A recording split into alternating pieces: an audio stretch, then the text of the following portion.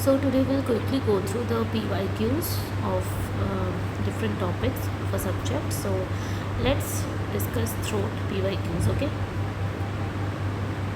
So so um, so which one of the following is not a complication of adenoidectomy? So in that case, we have to know what are the complication of adenoidectomy. So the complication of adenoidectomy, the complication of adenoidectomy, the complication of adenoidectomy is hypernasality. So the sound will go above the nose, that is in through the nose, and hypernasality of speech. Then retropharyngeal abscess.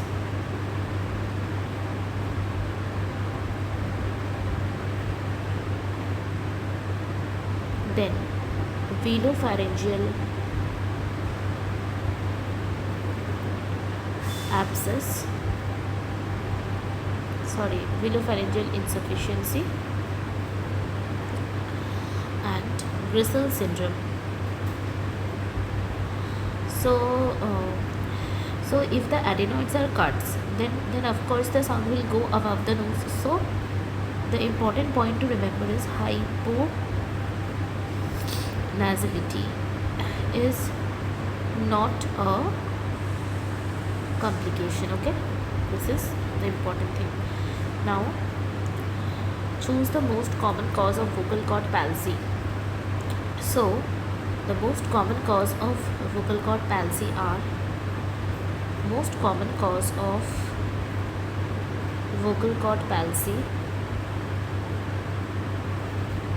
is surgical trauma. Okay, surgical trauma. Third question, T3N0 laryngeal carcinoma is present in elderly man. What would be the management? So we know that concurrent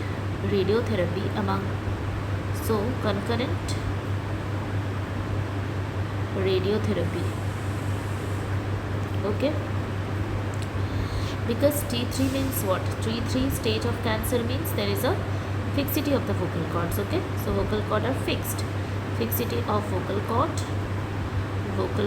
and the spread to the pre and the post cricoid space, and it has spread through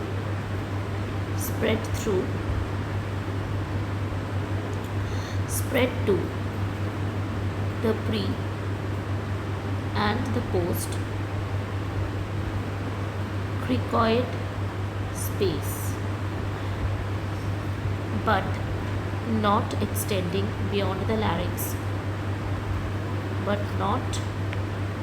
so this much you have to remember, spread through pre and pre-cricoid space. So for that we do concurrent radiotherapy,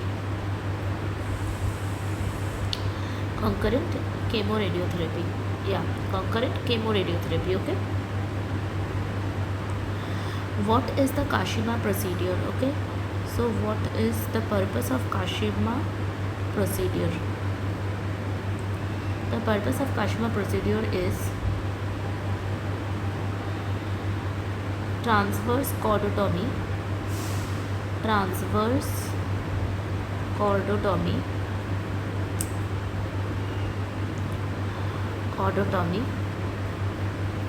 used for vocal cord palsy. Next, topical therapy for respiratory papillomatosis. So we know that recurrent respiratory papillomatosis, the topical therapy is cidofovir. So what is the topical treatment? Remember the word topical. Okay, topical therapy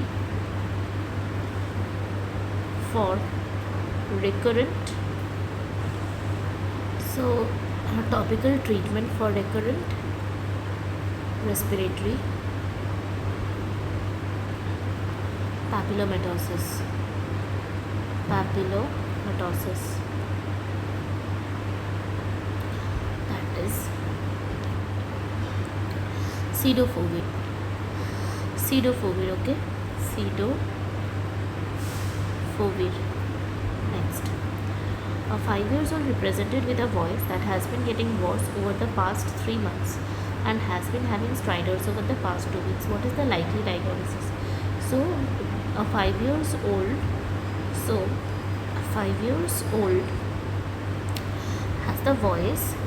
has voice that is getting worse over the past 3 months, okay? 3 months, and having stridors, okay? Have been having stridors over the past 2 weeks. What is the likely diagnosis? So first we can see here there's a 5-year-old boy, okay, with a voice that has been getting worse for the last 3 months and having stridors over the past 2 weeks. So this is this. So see the age group. So among the options that are given, so the options are vocal cord nodule, croup, acute epiglottitis, respiratory papillomatosis. So of course this is in between the age group of 6 to 11 years, and it cannot be vocal cord nodule because vocal cord nodule won't present with respiratory distress. Here they are telling that stridor for the past 2 weeks and the voice which is getting worse, so it won't be vocal cord nodule. Croup or laryngotracheobronchitis present with a barking cough, and acute presentation will be caused by para-influenza virus. So it is not croup or acute laryngotracheobronchitis. Acute epiglottitis will be having high grade fever and stridor which will be caused by streptococcus pyogenes, okay? But here acute epiglottitis can occur, but acute epiglottitis will be presenting with stridor and high grade fever, but there is no mention of fever. They are telling that 5-year-old boy who's with a voice which is getting worse over the past 3 months and having stridors over the past 2 weeks. So this is more likely towards respiratory papillomatosis. For which we have learned that we can give the topical therapy. If it is occurring recurrent, then what topical therapy we can give is pseudophobia, okay? So how to rule out this from acute epiglottitis? In the question, acute epiglottitis will be presenting like a very sick baby, okay? A very sick baby. They will have very sick baby stridor. Just with the stridor you cannot mark as acute epiglottitis. You have to mark acute epiglottitis if they are telling very sick baby, there is stridor, the baby is drooling, the baby is having a high fever, so then only you will go for acute epiglottitis, okay? But here the way they have told that 5-year-old baby with a voice that is getting worse over the past 3 months, and here also like having stridor over the past 2 weeks. So this presentation, and typically with the age of 6 to 11 years, in between 6 to 11 years, like this is 5 years, so around that age only. So a more better option will be respiratory papillomatosis, for which we give a topical therapy of pseudophobia, okay? And croup in vocal cord nodule, there won't be stridor, okay? There won't be stridor. And no respiratory distress as such. No respiratory distress as such. So this is ruled out. So we have ruled out 2 options, acute epiglottitis and vocal cord nodule, and croup. For ruling out croup or laryngotracheobronchitis,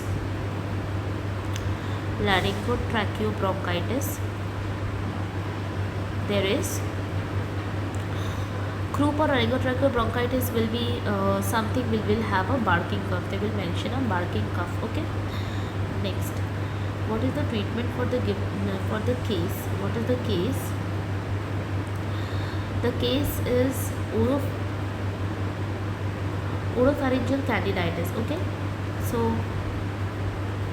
treatment of oropharyngeal candiditis. So treatment for oral candidiasis, of course we have to give the antifungal treatment. Next, a woman approaches with a history of experiencing burning after eating spicy meals. On inspection, the buccal mucus has bilateral white lacy streak. Although the third molar is amalgamated, there is no history of tobacco addiction. What is the most likely diagnosis? So remember one thing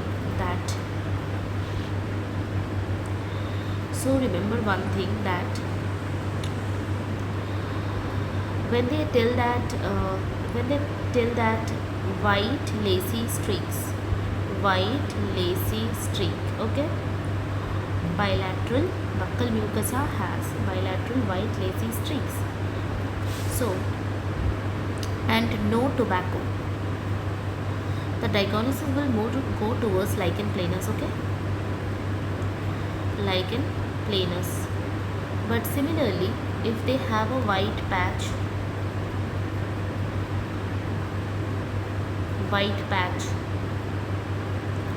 lateral plus tobacco intake, tobacco addiction, then it will more go towards the leukoplakia.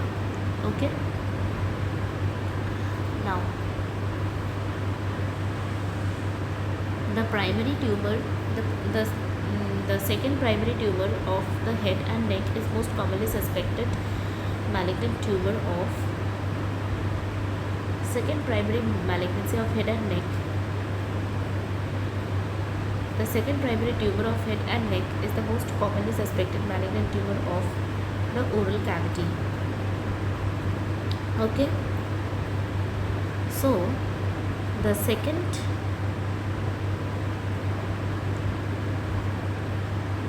primary tumor of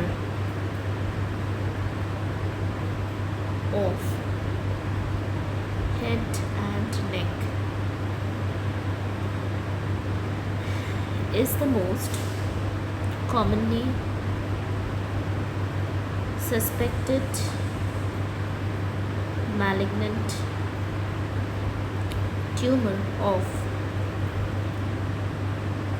oral cavity. What treatment of recurrent UTI for a 5-year-old child with ear problems and mouth breathing? So 5-year-old child, ear problems plus mouth breathing.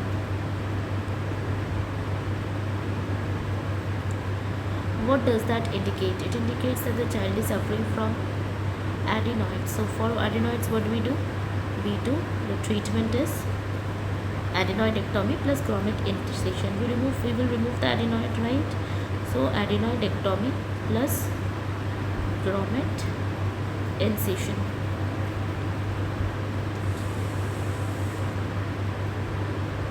What is the treatment options that are available for a senior citizen who has been diagnosed with T3N0 laryngeal cancer?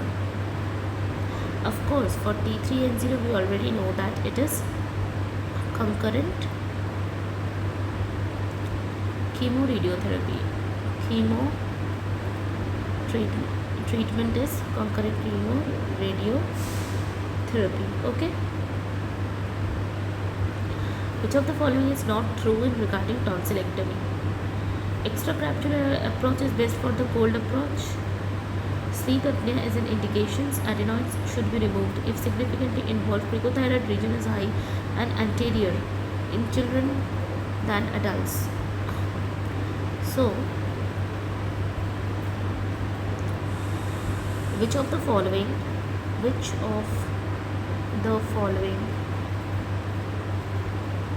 is not true regarding tonsillectomy? Tonsillectomy. lectomy in children. So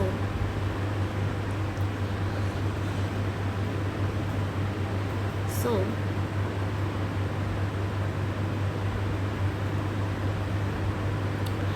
so what are the options? Let's see the options. Okay, extracapsular extracapsular approach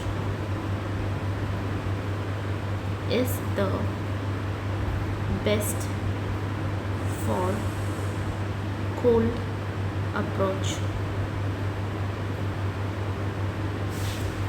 Sleep apnea is an indicator. Adenoid should be removed if significantly involved. Adenoid should be removed if significantly involved.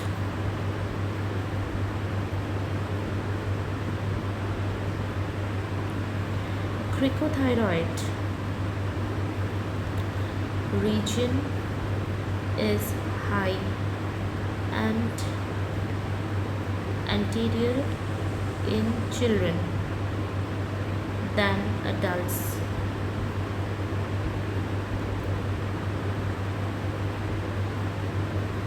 So we know that it is the intracapsular approach that is preferred over the extracapsular approach of tonsillectomy for cold approach. So what happens is that in children, if who are aged in between the 5 to 19 years, it results in less post-operative pain than extracapsular. So we use actually intracapsular. Okay, so this option is incorrect. Okay, not true. But sleep apnea, of course, is an indicator. Is the common indication for tonsillectomy, and adenoids, of course, should be removed along with tonsillectomy if they are significantly involved. And larynx is placed anteriorly and higher in children as compared to the adults, which is why cricothyroid is also higher and more anterior in children as compared to the adults. Okay, now after eating peanuts, the patient is presenting with laryngeal edema, stridor, hoarseness and tongue swelling. The most likely conclusion is foreign body in the, this is not foreign body, okay,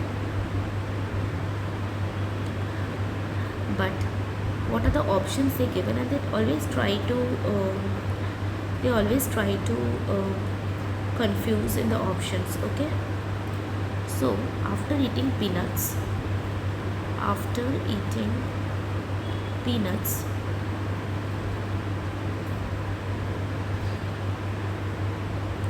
the patient has laryngeal edema, stridor, hoarseness of voice and tongue swelling. What is the most likely conclusion? The most likely conclusion,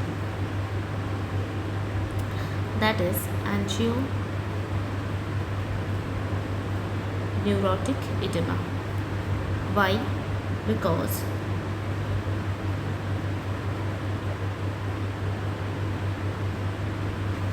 this is seen where they have food allergies.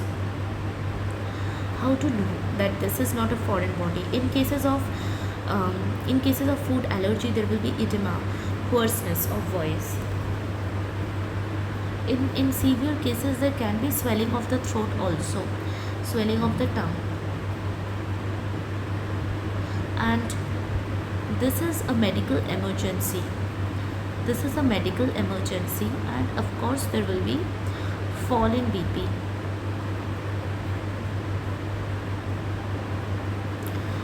Okay,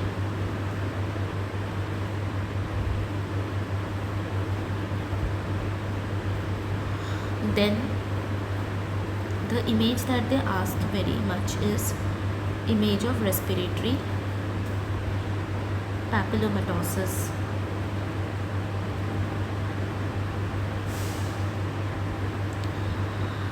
Murphy's sign is seen in endotracheal tube. Murphy's eye is seen at the tip of the endotracheal tube. So where is Murphy's eye seen? Murphy's eye seen in endotracheal tube to prevent the obstruction.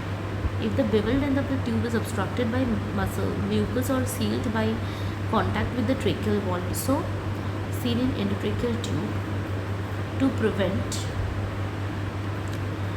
tube obstruction. Which of the following is an indication of tracheostomy? So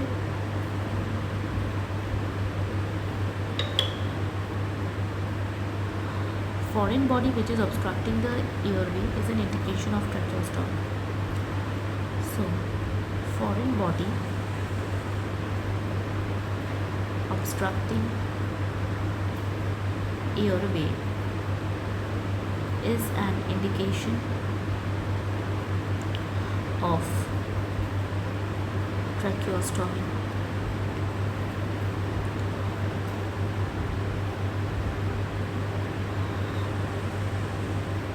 Pit structure is not seen in bronchoscope.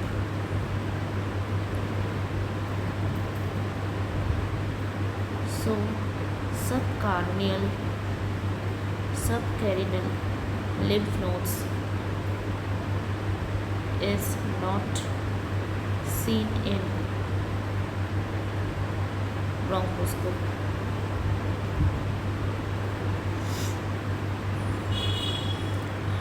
What are the structures that are seen in bronchoscope? What structures are seen in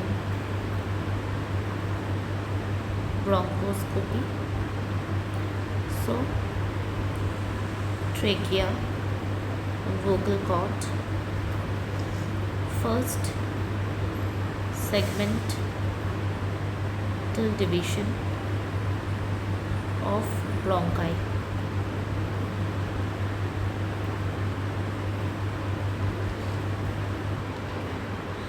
So yeah, so okay, so this is the first part of the throat. Yeah.